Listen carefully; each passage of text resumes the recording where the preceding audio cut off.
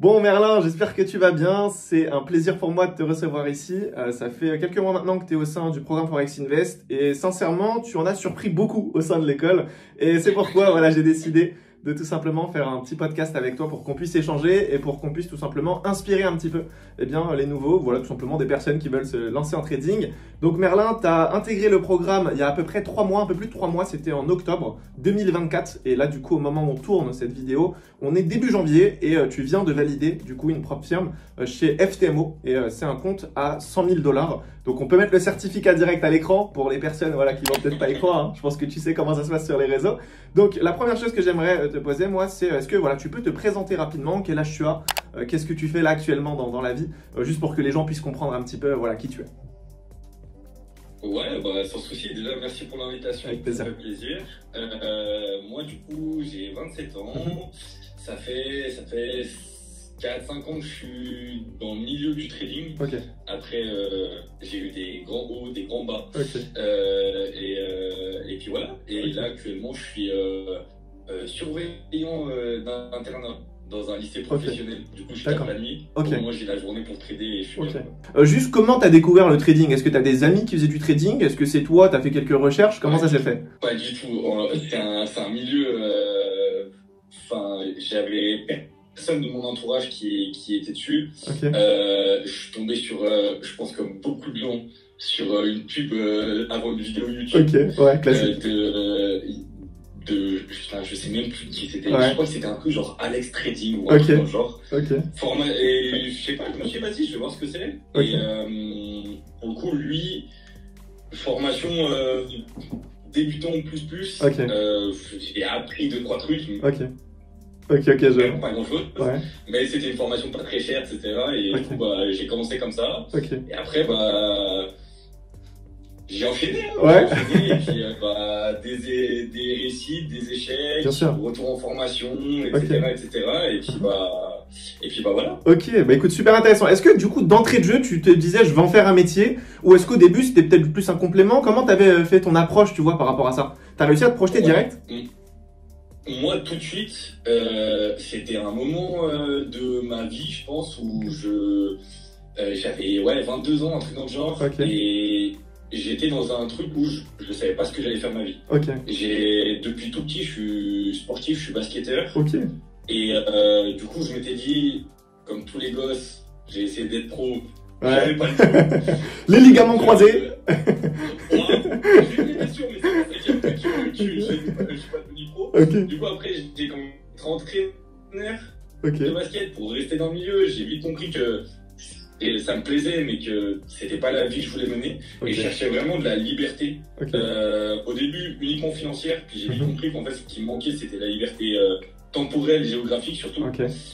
Parce que gagner 40 000 € par mois, c'est très bien, mais si tu bosses 23 heures sur 24 par jour, bien sûr. Yes. Donc après, j'ai compris grâce au trading que ça m'apportait tout ce que je voulais, du temps, de la liberté géographique. Je peux travailler d'où je veux dans le monde, c'est génial. Et puis j'organise mes journées comme je veux, quoi. J'ai un rendez-vous, bah tant pis, je bosserai cet après-midi ou demain matin, tu vois. Bien sûr. Et donc ouais, c'est vraiment une question de liberté pour moi qui m'a. Je me suis dit, ah ouais, c'est le taf où clairement je peux. Tu t'organises. Je peux mener la vie que j'ai envie. Ok, je vois. Et du coup, là, concrètement, est-ce que tu as une idée un petit peu du temps que tu consacres, tu vois, sur une journée en trading? Est-ce que tu as pu un petit peu évaluer ça? Ouais, en moyenne, je dois être je dois être à 3 heures en gros. 3 heures, par jour. Ok. Et est-ce que du coup, tu fais ça vraiment toute la semaine, genre du lundi au dimanche? Est-ce que tu as des jours de repos? Comment tu t'organises? Alors, du lundi au vendredi. Après, je fais je note la partie un peu relou sur le journal de trading, tout ça, le week-end. Je me prends une petite heure le week-end. Et après, non, détente. J'ai justement fait l'erreur trop de fois, pendant trop longtemps, de passer ma vie sur les graphiques et en fait, ça te bouffe le cerveau pour moi. Bien sûr. Et il y a des trucs où, au début, je me réveillais la nuit pour regarder les graphiques. Ah, je vois. Ah ouais. Et du coup, j'étais fatigué de ouf. Mon cerveau, il était ennuyé. ça sert à rien, tu vois. Bien sûr. En fait, c'est contre-productif sur le long terme, tu vois. C'est vrai que si tu fais ça, voilà, avec un rythme aussi soutenu, tu vas le tenir, mais pendant combien de temps? Tu vas le tenir peut-être quelques semaines, max quelques mois, mais sur le long terme, c'est pas forcément la bonne mentalité. Et je pense que c'est ça, à mon avis, qui a aussi fait un déclic de ton côté, et tu t'es peut-être un peu mieux organisé, ou tu as peut-être ajusté aussi tout ça. Donc hyper intéressant. Moi, la question du coup que j'aimerais te poser, c'est quand tu as intégré du coup le programme Forex Invest, est-ce que tu avais des attentes? Est-ce que tu as intégré ça pour une stratégie, pour un plan, pour peut-être le mindset? Enfin, c'était quoi un petit peu tes attentes par rapport à ça? C'est ça que j'aimerais savoir. Ouais, alors, ta vidéo, franchement, on va croire que je suis un mytho, hein, je te jure, mais c'est une vérité. Moi, t'étais mon dernier espoir. Ok. Je te jure, ça faisait presque 5 ans, du coup. Ok. J'ai eu la chance d'avoir d'autres formations où j'ai vu des trucs, j'étais un retail trader, comment on dit. Ouais. J'ai réussi à sortir des vrais billets. Des 3 contrats propres firme à 200 000. Okay. J'avais des trucs, tu vois. Mais en fait, j'étais pas constant. Okay. C'est-à-dire que j'avais des hauts où là, t'as l'impression que t'es le roi du pétrole. Ouais. Et puis après, des bas où tu te dis, mais est-ce que je suis fait vraiment pour ça, tu vois. Ouais. Et donc, je m'étais dit, non, vas-y, maintenant, il faut trouver un vrai truc. Du coup, j'ai contacté plusieurs formateurs que j'avais trouvé sur les réseaux, dont toi. J'ai passé des appels avec toi, avec d'autres. Et puis là où celui qui me comprenait le mieux, j'avais l'impression, c'était toi. Okay. Et du coup, je me suis dit, vas-y, let's go, je lui fais confiance. Ouais. Et je mets vas-y, je repars sur une formation, je repars de zéro, même si j'ai déjà des bases, enfin des belles bases, mais j'avais. Mais je m'étais dit, ça marche pas sur le long terme. Vas-y, j'arrête tout. Je réinitialise mon cerveau et je repars de zéro. Du coup, je suis même reparti à aller regarder les vidéos sur comment passer un ordre. Des ordres, j'en ai passé des dizaines et des dizaines. Mais je suis même allé regarder en me disant, vas-y, je repars de 0-0. Ouais. Et ouais, t'étais un peu ma dernière chance et merci parce que pour le coup, c'est ça qui a marché pour moi. Merci à toi déjà pour ta confiance et surtout, c'est très courageux de ta part, tu vois, de reprendre le truc de zéro alors que t'avais quand même, tu vois, déjà de l'expérience, t'avais pu déjà acquérir des connaissances et tout. Et rien que ça, tu vois, pour ça, respect parce que vraiment, c'est pas facile. Ouais. Je pense qu'un bon trader, c'est quelqu'un de humble. Ouais. Alors ça va faire rire ceux qui me connaissent en privé, parce que dans le sport, je suis très arrogant et je l'assume totalement. Mais dans le trading, vraiment, je suis d'une humilité. Je prends même quelqu'un qui a beaucoup moins d'années d'expérience que moi dans le trading, quoi, qui me donne un avis. Ouais. Et je vais l'écouter. Je ne dis pas forcément que je vais le partager, son avis, mais au moins j'essaie de le comprendre, d'être ouvert d'esprit et d'accepter la critique. Bien sûr, totalement. Moi, c'est vraiment la plus grosse leçon que je pense que j'ai pu tirer, c'est que en fait, on sait jamais de qui, tu vois, on peut tirer quoi. Genre, il y a des personnes vraiment qui se lancent au bout de 1 an, peut-être en 1 an, 2 ans, ils peuvent t'apporter une certaine maturité sur le marché que tu n'as pas au bout de quelques années, tu vois, parce qu'ils ont lu des livres, ils ont, je sais pas, peut-être participé à des séminaires ou des trucs, et au final, tu comprends que tu peux vraiment en apprendre de tout le monde, tu vois, et c'est ça qui est assez sympa. Et après, je pense, tu le sais, mais les marchés, en fait, ça te corrige très vite quand tu prends un peu la grosse tête, tu vois. Quand tu prends trop la confiance, en général, tu te fais directement remettre en place, tu vois. Donc à mon avis, on n'a pas trop le choix aussi sur les marchés. Bon, du coup, moi, maintenant, ce que j'aimerais savoir, c'est un petit peu au niveau de ta transition, tu vois, entre, un compte démo classique et du coup, les propres firmes. Comment t'as géré ça, tu vois, d'un point de vue psychologie? À quel moment tu t'es dit, OK, là, c'est le moment, je vais passer sur propre firme, je vais passer des tests. Comment t'as géré ça, tu vois? Comment tu t'es dit, là, c'est bon, je peux commencer à voir ce que ça donne, tu vois? J'ai pas eu réellement de problème. Okay. Je t'avoue que sur ça, j'ai été assez vite tranquille. Okay. Il y a une différence évidemment, mais je veux dire, j'ai l'impression qu'il y a un gap entre le démo et le réel, le challenge. Ouais. Et en fait, pour moi, il n'a pas été si violent que ça, très honnêtement. Et il y a un truc où vraiment, je me suis rendu compte que ça me tuait ma psychologie et par conséquent mon plan et surtout mon management. C'était de regarder à combien on gagne à temps. Ouais. À regarder ton MT4. Moi maintenant, je prends ma position, je mets mon SL, je mets mon TP, des fois je le bouge, etc. Ouais. Mais mon téléphone il est éteint. Je sais pas, je sais que je suis à peu près à la courbe, tu sais que tu es à peu près R2, PR, etc. Yes. Mais je sais pas exactement combien. Et franchement, de regarder, en fait, tu te focalises trop sur le montant et pas sur le ratio. Bien sûr. Et du coup, en fait, c'est là où tu te fais avoir parce que je dis, je suis en 1000 € de gain latent. Ouais, mais si tu es sur un compte où 1000 € ça représente 10% et un compte où les 1000 € ça représente 1%, c'est pas la même chose. Ah, c'est pas du tout la même chose. Forcément, bien sûr. Je pense que ça fausse un bien sûr. Bien sûr, totalement. Surtout que tu es sur un compte à 100 000 $, toi. Donc, si tu regardes que, du coup, le compte MT4 défilé, que tu vois des 1500, 2000, 2500, c'est vrai que ça te donne qu'une envie, c'est de sortir, tu vois, et de récupérer les gains. On est humain, tu vois. Ouais. Donc, le premier du mois, tu prends ton trade, que tu sors à 2%, que tu as fait 2000 balles, tu te dis, j'ai fait 2000 balles en une journée. Et là, en gros, j'ai fini. T'as fait sur moi. C'est bizarre comme sensation. Ah non, mais complètement. Ouais, complètement. Surtout au début, en fait. Une fois que t'as l'habitude, ça va, parce que, bah voilà, t'as la maturité de regarder en pourcentage, etc. Mais c'est vrai qu'au début, surtout quand tu travailles encore à côté, parce que toi, t'es en pleine transition, tu travailles, tu fais du trading, bah t'auras peut-être tendance aussi à te dire, ah ouais, ce que je viens de faire en une journée, c'est ce que je fais en un mois à côté, tu vois, avec mon travail. Exactement. Et du coup, c'est encore plus, ça va multiplier, tu vois, tes émotions et tout. Donc ça, c'est vraiment hyper intéressant. Donc, est-ce qu'au niveau des prop firms, tu peux m'en dire plus? Est-ce que t'en as déjà cramé beaucoup, tu vois, avant de valider celle-ci? Est-ce que ça va? Comment ça s'est passé à ce niveau-là? Ouais, j'ai eu la chance de jamais être en déficit sur le trading. Je suis encore en positif alors que j'ai pas encore passé mon premier mois sur le nouveau compte là. Et en gros, j'ai eu 3 comptes à 200 que j'ai cramé. Mais entre temps, j'ai réussi à faire un petit billet du coup pour acheter des challenges que j'ai aussi cramé. Mais non, j'étais quand même positif. Après, ah non, je te dis une bêtise en plus. J'en ai cramé 3 sur FTMO, et j'en avais eu un sur My Forest Farms à l'époque, quand le CZ Pro était en mais pareil, je l'avais cramé, de toute façon, donc ça servait à rien. Mais après des challenges, j'en ai tenté, allez, j'en ai validé 4. J'ai dû 10, 11. Quand même, Non, mais ça, c'est ce que les gens ne comprennent pas. Parce qu'en fait, même moi, quand j'en parle avec des élèves au sein de l'école, je leur dis, mais les gars, en fait, vous êtes trop attachés à vos comptes, tu vois. Genre, forcément, vous allez en cramer.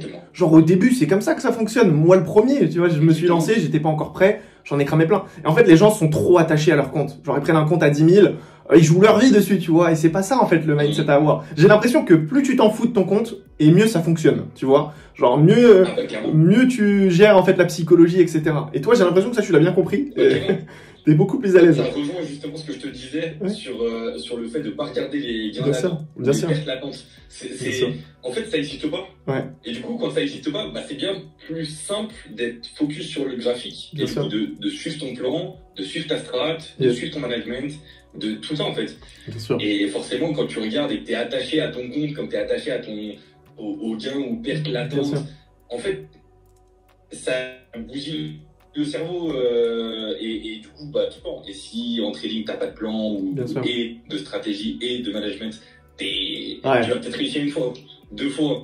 La troisième. C'est bon. C'est exactement ça. Et du coup, au niveau de la stratégie, comment t'as géré ça, toi, au sein de l'école? Est-ce que t'as réussi à la prendre en main facilement? Est-ce que c'était un peu compliqué? Parce que là, j'ai l'impression que t'es vraiment à l'aise avec. Tu vois, on en avait déjà parlé. J'ai l'impression que c'est ta propre stratégie. Tu l'as créée toi-même. Enfin, quand tu m'envoies tes analyses, vraiment, c'est impeccable. C'est exactement comme moi, je fais de mon côté, tu vois. Et ça s'est fait très vite. Donc, comment t'as géré ça, tu vois, de ton côté? Alors, moi, c'était le gros problème que j'avais, et justement, c'était pour ça que j'avais rejoint la formation, c'était d'avoir vraiment une vraie stratégie avec des vrais critères, et de me dire, ok, si ça arrive, je fais ça. Si ça arrive pas, je fais pas ça. Et ça s'arrête là. Et pas de se dire, tu sais, comme beaucoup de retail se disent, ok, là, c'est un head and shoulders, tous ces trucs-là. En fait, tu lis tellement marché en fait, c'est presque du casino. Après, je critique pas, il y en a qui arrivent très bien et félicitations à eux. Moi, émotionnellement, c'est trop dur à gérer, je suis pas capable. Et je préfère de me dire, je prends les décisions parce que je comprends. Et la strat, elle est premièrement très bien expliquée parce que dans la formation, il y a une suite logique. C'est comme tu prends un livre, t'as chapitre 1, chapitre 2, chapitre 3. Et en fait, chaque chapitre t'amène les modules, on va dire. T'amènes quelque chose, et en fait, une fois que tu as compris ça, tu passes à l'étape suivante. Et en fait, c'est après, t'as juste à suivre le truc, quoi. C'est, ouais. C'est de la logique, en fait. C'est facile, ouais. Mais par contre, c'est facile, mais il faut être discipliné. Ouais, s'il y a un truc, tu vois, je prends l'exemple de ce matin, les gens ils vont voir s'ils veulent. Ouais. Et ceux de la formation, la stratégie que nous on utilise, le Midnight, il y avait pas d'opportunité ce matin, et pourtant ça allait dans le sens qu'on voulait. Exactement. Et du coup, bah, il y en a qui vont rentrer en se disant, bah, let's go, c'est bon. Ouais. Bah, pour moi, je suis pas rentré. Moi non plus. En position, j'ai fait 0, c'est pas grave, j'ai pas pris de trade. C'est ça. Alors que pourtant, il allait dans le sens que je voulais. C'est ça. Mais j'ai pas eu les critères nécessaires pour rentrer. Donc, c'est ça. Je suis pas rentré. Exactement. Bah, c'est exactement pareil pour moi. J'ai pas pris de trade ce matin. Et en fait, les gens ont du mal, tu vois, à passer des journées comme ça, parfois, sans trade. Mais en fait, c'est ça qui fait la différence sur le long terme, tu vois. Parce que comme tu le dis, on a des confirmations. S'il manque des confirmations, faut pas prendre le trade, tu vois, c'est logique pour moi, mais j'ai l'impression que certains ont du mal avec ça, mais toi, t'es vraiment à l'aise. Et c'est ça, en fait, qui, j'ai l'impression, fait ta différence, tu vois, avec les autres. C'est que t'es trop à l'aise, en fait, à te dire, ok, bah ça, aujourd'hui, je prends pas. Ou ça, bah c'est bon, ça fait partie du plan, je trade, tu vois. Et comment t'as géré ça, du coup? Parce que, des fois, ça te donne une frustration, j'imagine, tu consacres 1 heure sur les marchés, 2 heures, tu prends aucun trade, tu termines ta journée sans rien. Comment tu le gères, ça? Est-ce que t'as une astuce ou un truc à nous partager par rapport à ça? J'ai travaillé. Ouais. Faites ces erreurs. Ouais. Faites-les. Moi, j'ai fait de l'overtrading à foison. Ouais. J'ai FOMO. J'ai fait toutes les erreurs, en fait, qui pour moi sont importantes de faire pour comprendre. Parce que même si on l'explique, c'est de la théorie quand quelqu'un te le dit. De le pratiquer, comprendre le truc. Et aujourd'hui, je passe une journée sans trader, c'est pas grave. Ouais. Au contraire, je passe ma journée normale. Bien sûr. Et avant, si je prenais pas un trade dans la journée, je me disais, bah, j'ai rien foutu. Ouais, c'est ça. C'est pas vrai, en fait. Ouais.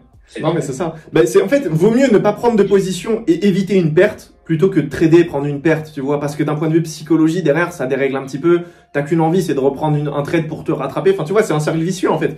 Et une fois que tu le comprends, bah, forcément, tu te portes beaucoup mieux, tu vois. Là, on a terminé la journée, on est vendredi. Bah, ok, ça y est, on attend lundi et on verra ce que le marché nous donne, tu vois. Et c'est ça, en fait, tu vois, l'idée. Je pense que c'est un problème le gros problème de tout ça, en fait, c'est qu'on regarde trop à l'instant T. C'est ça. Et en fait, tu vas dans le salariat, le lambda, tu fais ton travail sur le mois et à la fin du mois, tu as ton salaire. C'est ça.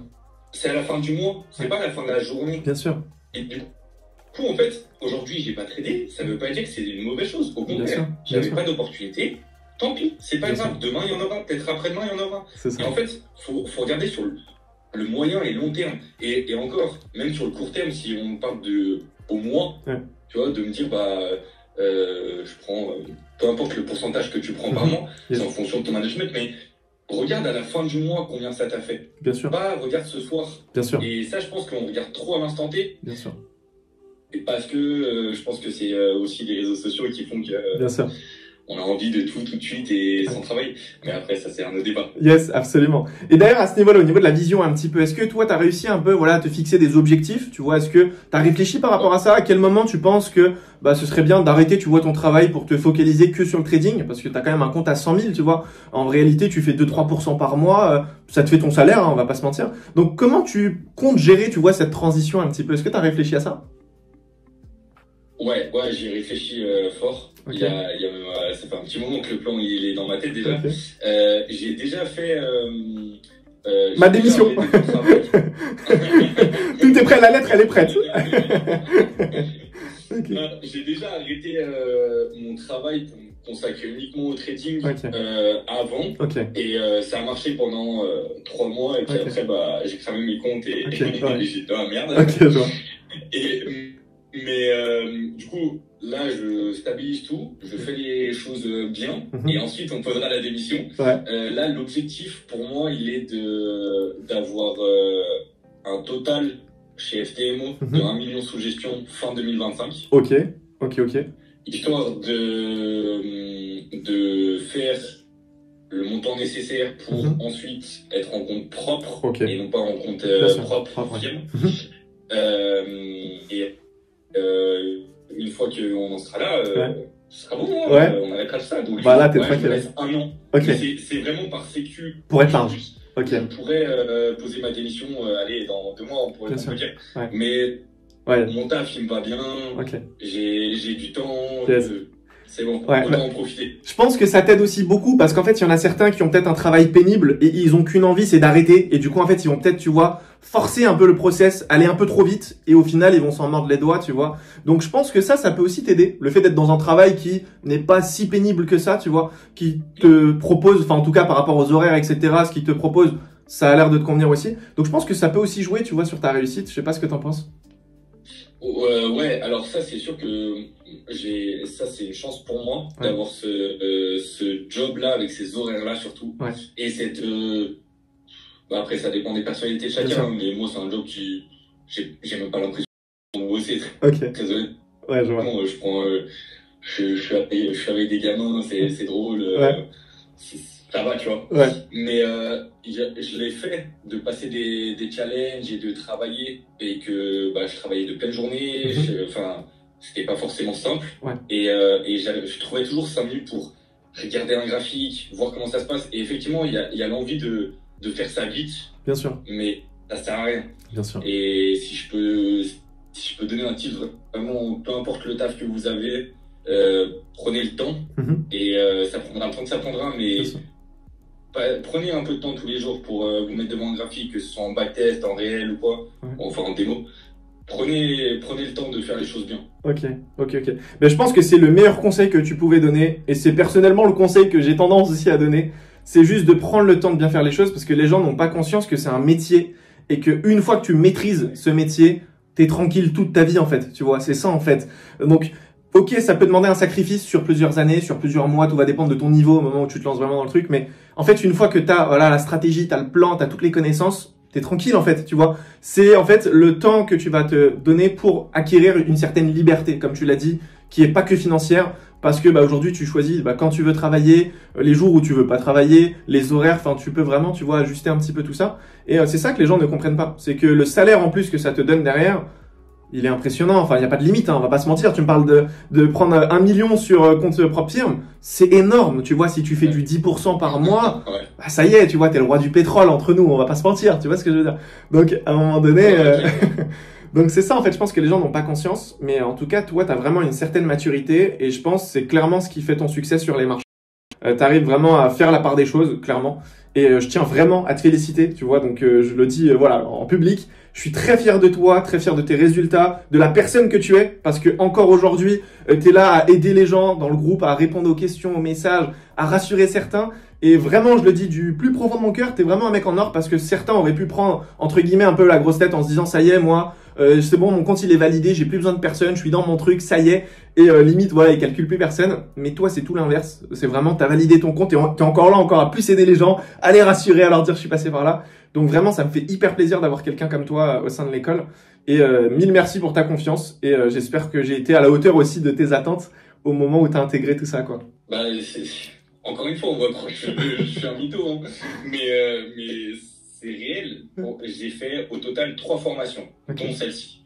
La première, ça m'a servi pas à grand-chose, très honnêtement. La deuxième, c'était en privé. J'ai payé une blinde pour ça. Ça m'a servi un temps, mais c'est inconstant sur la durée, donc ça sert à rien, tu vois. Et avec Forex Invest, ça a été vraiment ce qui regroupait tout. C'est-à-dire que n'importe qui peut s'y retrouver. Quelqu'un qui débute là-dedans, c'est sa première formation, en fait, ce sera pour moi sûrement sa dernière. Parce qu'il n'y aura pas besoin d'autre chose. Et il y a tout ce qu'il faut, que ce soit la compréhension de marché, de l'analyse de marché, et je parle même pas de la stratégie secrète, le Midnight et les Reversal, tu vois, qui sont des stratégies qu'on utilise quasiment tous, parce que elle est géniale cette strat. Mais même si tu veux pas trader avec ces stratégies que tu nous files, juste avec la formation, de suivre vraiment toutes les étapes. D'ailleurs, c'est ce que je fais encore sur le Gold, par exemple. Je fais que du week-off classique, on va dire. Je vois. Et preuve en est, c'est ce qui m'a validé ma propre firme, tu vois. Magnifique. Pour moi, c'est la meilleure formation à un prix plus qu'abordable, pour moi, en tout cas. Parce que les formations à 10 000, ouais, ou à 10 000, 20 000, ouais. Il y a de tout, quoi. Déjà, celles qui sont à 10 000, tout le monde n'a pas 10 000 à mettre dans une formation. Clairement. Ça, je trouve ça un peu débile. Et celle à 100 balles, 200 balles, ça va pas vous apporter grand chose. Très honnêtement, c'est ChatGPT te donnera le même enseignement. Bien sûr. Et là, pour le coup, c'est le meilleur ratio. Encore une fois, depuis, de toute façon, dans le trading, on parle beaucoup de ratio. Et la connaissance avec le prix, ta disponibilité à toi, la moindre question, on a une réponse dans des fois, tu es dans les 10 minutes, tu vois. Donc, la communauté, c'est une dinguerie. J'ai jamais eu une communauté aussi bienveillante, on va dire. Propre. Ouais, bienveillante. Alors, des fois, il y a 2-3 dérapages. Ouais, après, il y a des mecs avec un peu d'ego, j'avoue que ça. Ouais, c'est vrai que là.